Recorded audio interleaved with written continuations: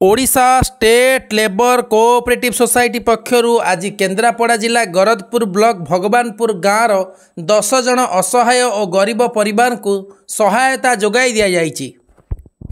एही परिप्रेक्षी रे संस्थार निर्देशक नमिता राउत, संस्थार अतिरिक्त संपादक स्वरूप कुमार राउत जोगदेई गरीब और असहाय परिवार सदस्य मानंकु खाद्य सामग्री और राशन सामग्री जोगाई देइथिले।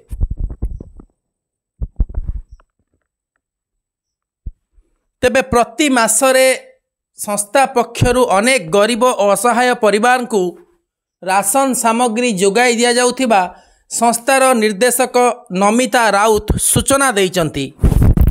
Labour society Namita Raut director अच्छी।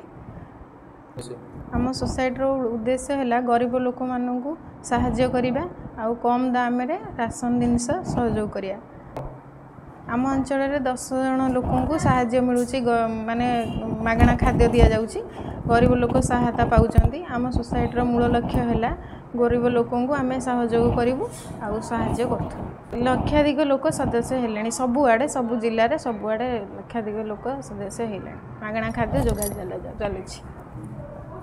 आगू लक्ष्य अच्छी एमती आम सोसाइटी एमती आगू जाऊ था आम समस्त को एमती मागणा खाद्य जोगई समस्त को उपकृत करूँ। Odisha state labour cooperative society limited additional secretary स्वरूप कुमार राउत कार्यक्रम आमर थिला जे जो आमर 10 जन को जो केन्द्रापड़ा गरीब लोक खाଇବା फ्री करूँ प्रति मासरे दौचु 2 वर्ष हम से मानक आज प्रति मास भले ए मासरे खाद्य सामग्री जोगाला। अटा तेल चीनी डाली ठार आरंभ कर सब जिन जोगाला।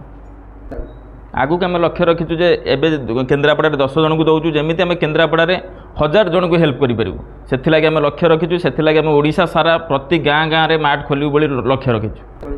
सारा राज्य में आमर मिनिमम ए 50 ରୁ 100 लोक को साहाय्य मिलूँ। आमर ए 100 प्लस रु 200 प्लस मार्ट खोली सारे जोटा पंचायत वाइज।